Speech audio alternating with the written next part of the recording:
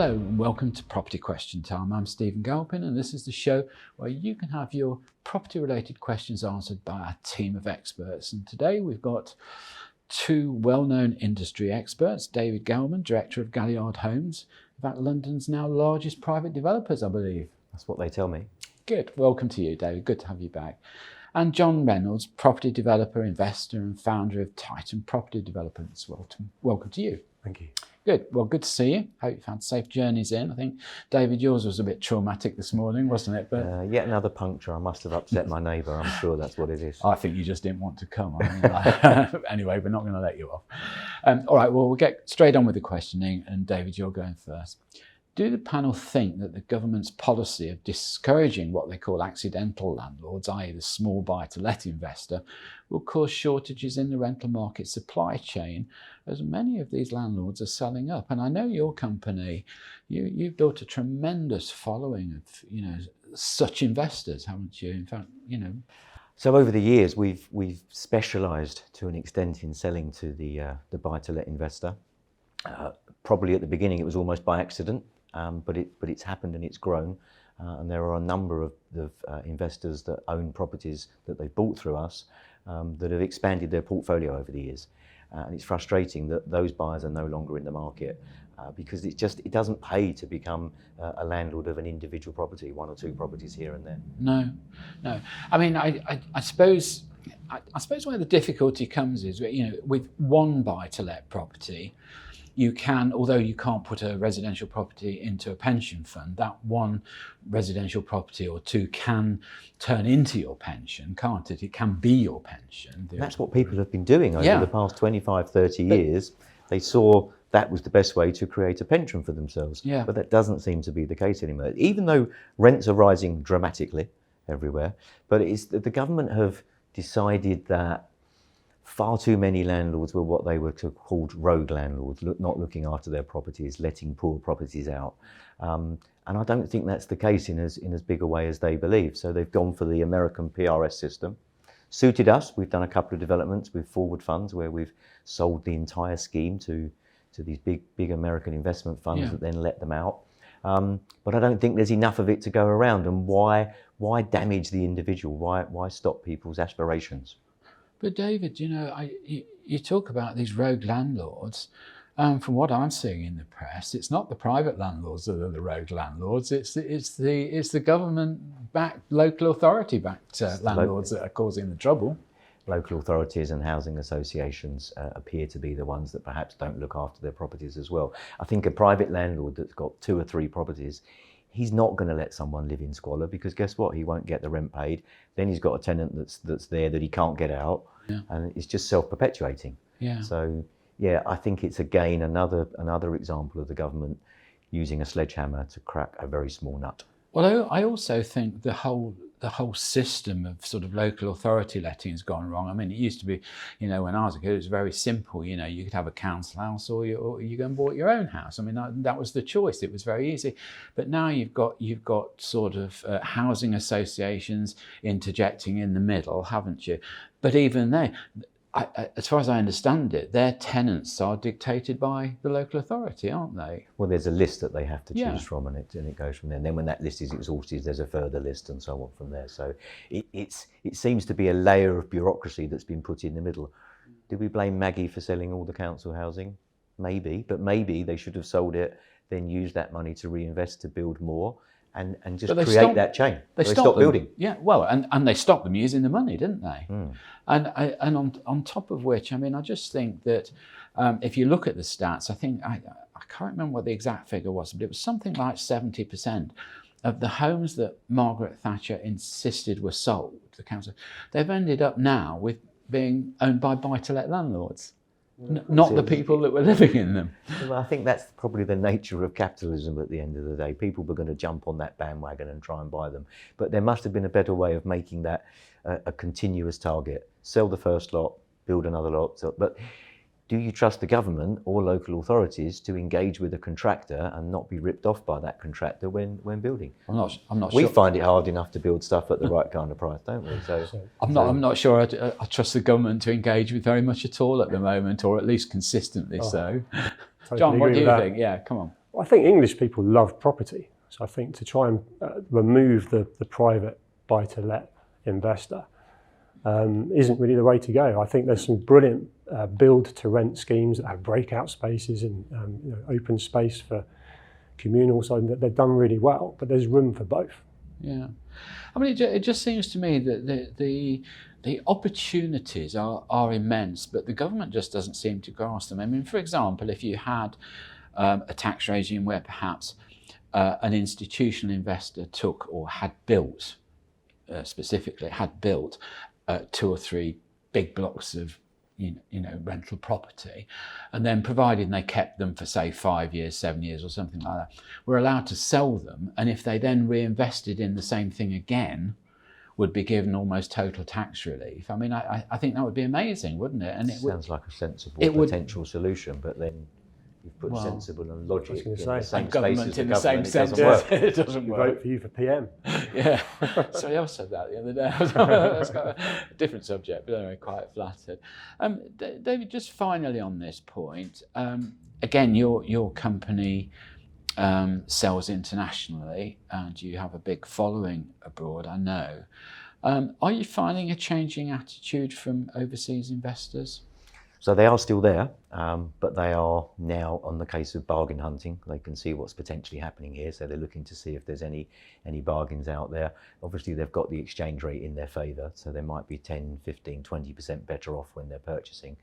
We've found, particularly from China, that the current buyers appear to be cash buyers rather than actually borrowing, probably because it's so difficult. I mean, a vanilla mortgage for you and I would take 3 to 4 months at the moment.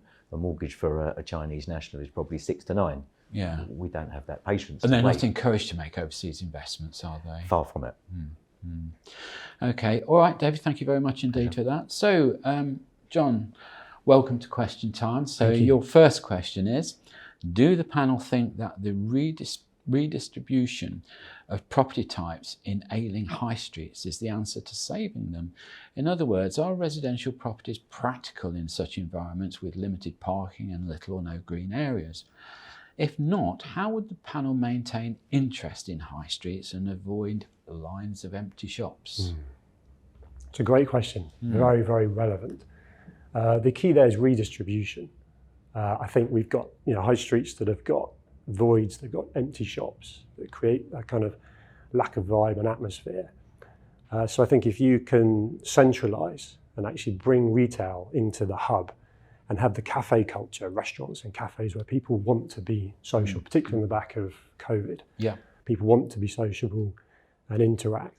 And if you centralise that, then what you'll effectively do is allow a regeneration, a redevelopment of perhaps the further out parts of the high street where there's tired residential above retail that's crying out to be turned into something that probably the likes of you guys would do. Big regeneration project. Parking's not a problem in the town centre. You're close to the train station, you're close to the buses, people are happy to get an Uber. A lot of young professionals don't even aspire to have a car. No. Something we found out. Yeah, very much so, yeah. Which is such a turnaround from how I was growing up. Couldn't wait to have a car, and they're not interested. And the cost of living and utilities and so on, it's another expense. So that's not a problem. I think you mentioned green areas. I think these regeneration projects can create fantastic kind of fitness, wellness, and outside spaces. So change of emphasis, really. Yeah, because I think you can blame online, sort of online instead of going to the high street for part of it. But actually, we can use housing to actually regenerate the town centre. Yeah, I kind of go with you in a way. I think one of the worries that I have is if we convert too many of these shops or shopping areas into things that they've not historically been. I look 20 odd years ago, probably a bit more now. I worked down at Tower Bridge there, where Butler's Wharf was all being renovated and everything else, and yeah, it was stunning. The apartments were amazing. I think you know, David, there were really good stuff down there. But there was no infrastructure, there was no shops, no nothing. And people would come down and say, well, I'd love to live here. And then they think, well, actually, would I? And it didn't quite work because there wasn't the infrastructure, there wasn't the shopping, there wasn't the Asda or the... You have to get everything to work hand in hand. Yeah. Unfortunately, it just doesn't. What comes first? But you see, that's taken 20 odd infrastructure. years to happen, hasn't it? Very much so. When it has down here, when you and I first entered the Canary Wharf market, probably 30, I don't know, I can't even remember how long ago it was, a long time ago, before there was a Docklands Light Railway, there was nothing here. And it was kind of the residential blocks were being built, commercial buildings were being built, but of a weekend, it was completely dead here. Yeah. That's changed, hasn't it, dramatically? I can tell you, I live and work here, and I just don't even want to go into the wharf at the weekend because it's so busy. It's probably busier than it is during the week at the moment. Yeah, probably, it probably is. But again, it's taken 20, 25 years to actually happen. It's too long. And I just worry if we convert too much of our high streets, it's going to take another 20 years to recycle them and get them back to what they should be. Yeah, I think that's the only slight danger I see. I just think that centralisation. I mean, I was in Bournemouth on Saturday. My oldest daughter turned 13, ice skating party in the centre of the gardens there. And the footfall that coincided with the Christmas markets opening was amazing. The vibe, the energy, the queues for all the stalls, 20, 30 people deep. Now that's a weekend, but that's real focus on putting some more infrastructure in place, getting people to come in. But as you walked up to the top of the main high street where we parked, it was dead. There's a Primark up there, so a lot of footfall to one shop, walking past rows of empty shops, and you could really, really regenerate life into that area. And everyone will spill down into the hub. I think what I don't want to see is panic changes that we're going to regret. I mean, I know we went through COVID and Amazon, for instance, became so strong, didn't they? Because, people couldn't go out shopping, so Amazon was the answer.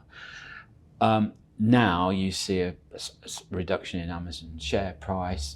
They, in fact, perversely are opening shops, and all the rest of it. And I think people did miss and do miss that shopping, what they say, experience, don't they? Yeah, and you felt that. I felt that at the weekend, being a birthday, we went into the Body Shop and Boots and so on, and it was busy, it was full, people are buying.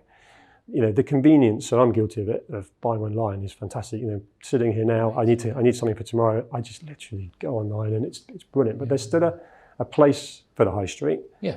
But I just think it doesn't need to be as vast and as big as it's been. And then I think if you centralise it and allow redevelopment around it that's well thought out for the owner-occupier, the tenant, and ultimately for them to be able to enjoy the space around them, and they can just go straight into the hub. Okay, great stuff. Well, that's all we've got time for in this half of the show, so join me again after the break when we'll be asking David and John more of your questions.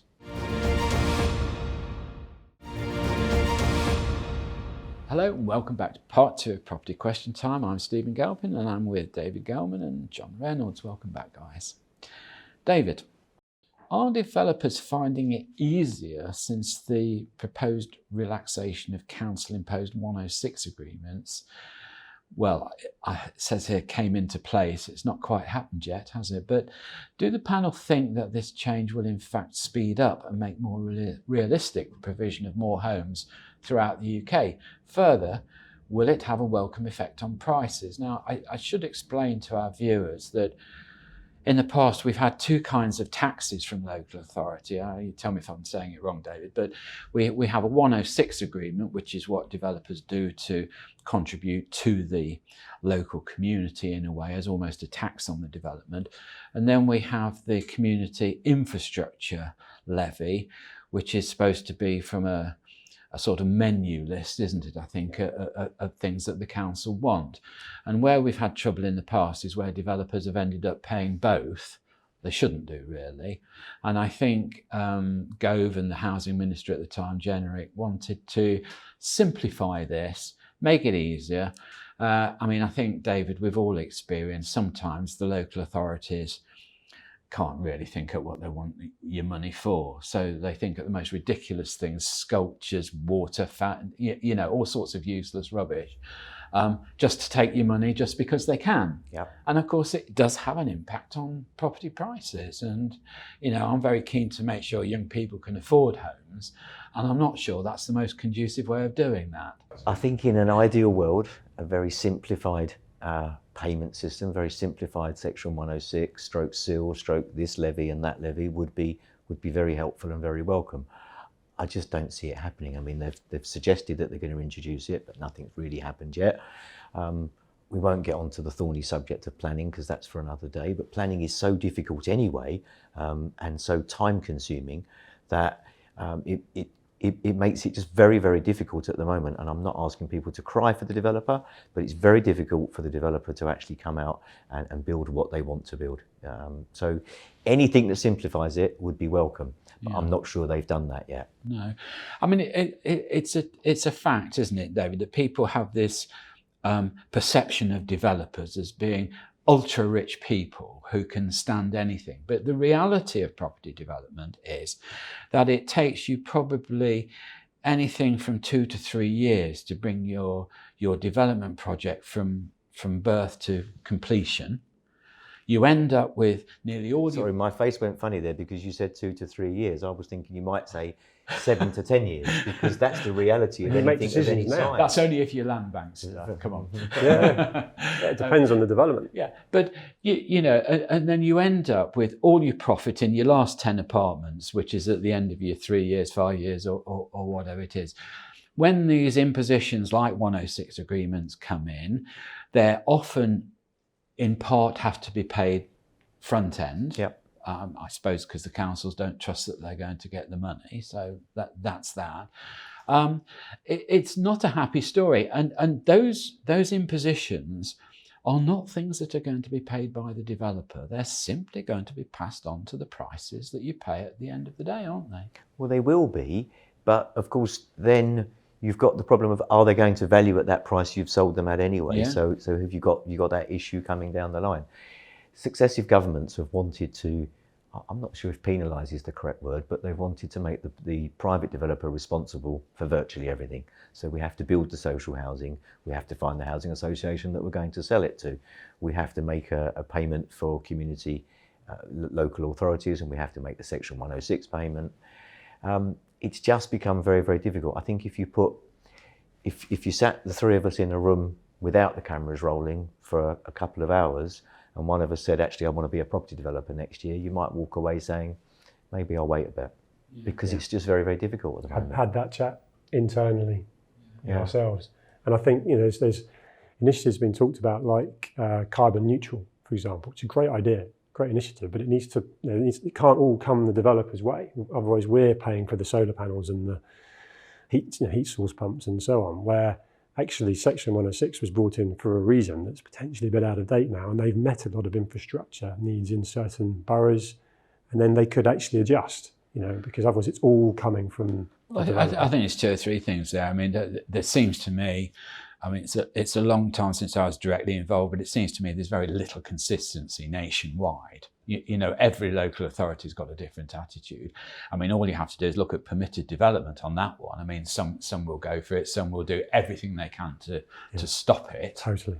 And I mean, even this month in the press, you've got a lot of the Conservative MPs are saying, no, we don't want to have a housing target, thank you very much indeed. We don't want any redevelopment around here, thank you.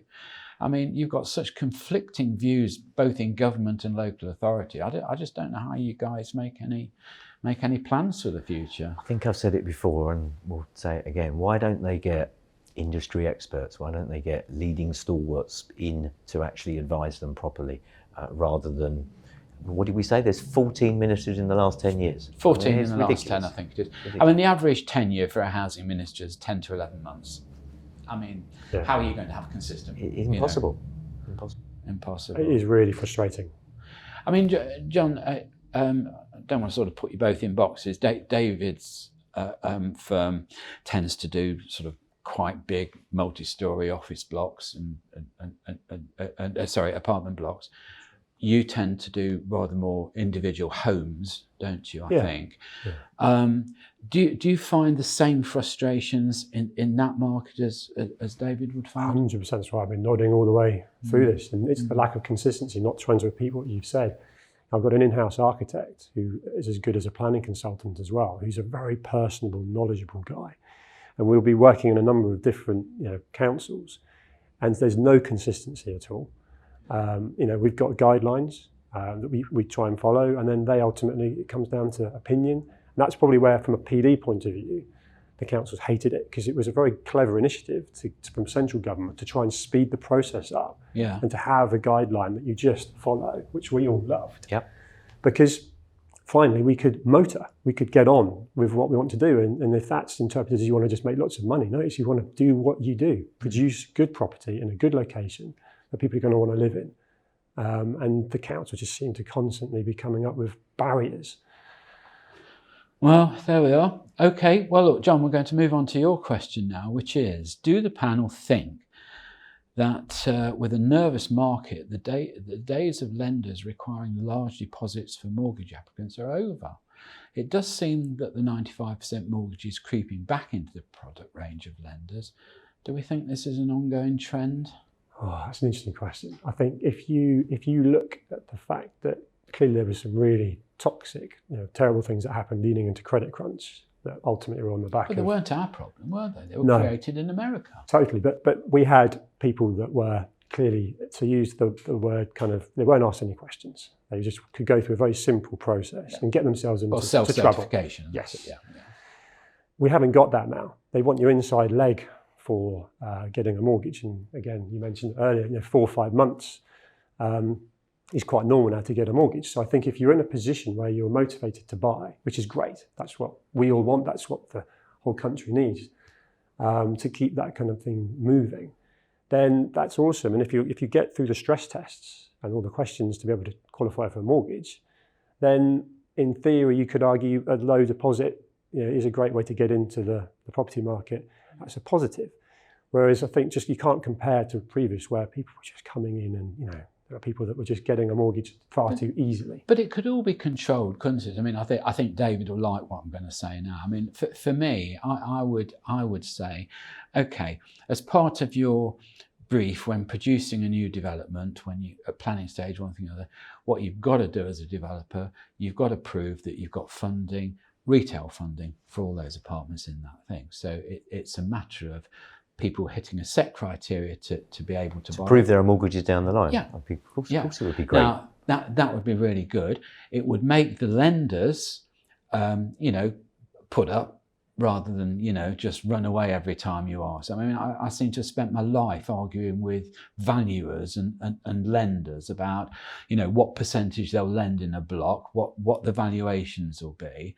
I mean, if people knew how much time was wasted on that, I mean, it's just unbelievable, and that's isn't it? current now. That in this current uncertain times, that is even more so. 100%. We're continually speaking to surveyor, and we're also trying to find out when's the best time to bring a surveyor in. Let's get the building 100% finished. Let them see all the amenities. Let them. I think you're dead right. And don't let them in beforehand. Yeah. But then that delays your completion process at the end of the chain. But so be it. It just has to be that way. And it also actually puts you in. If you bring them in too early, it puts you in danger with your funders, because what happens is, your valuer comes in and says, we don't like this, I'm not sure you're going to finish this off, and I'm not sure you're going to put the roof garden on top there, or whatever. They down value. That goes on the sort of countrywide data sheets, doesn't it? Other people look at it, and then your bank looks at it and says, you're not getting anything like the valuations you told us you would, and cuts your funding. It's interesting. The surveyors hold an awful lot of power. Yeah. Yet they don't get paid enough to hold that power, is my view on it. But I'm not going to comment on that, because I think my comment would be deemed as a bit rude. But I will ditto that. but there we are. All right. Okay. Well, look, John Reynolds from Time Developments and David Galman from Galliard Homes, thank you both very much for coming in today. Thank you. Great content, great answers. Thank you both. Really grateful. I'm Stephen Galpin. Join me again next time for Property Questions.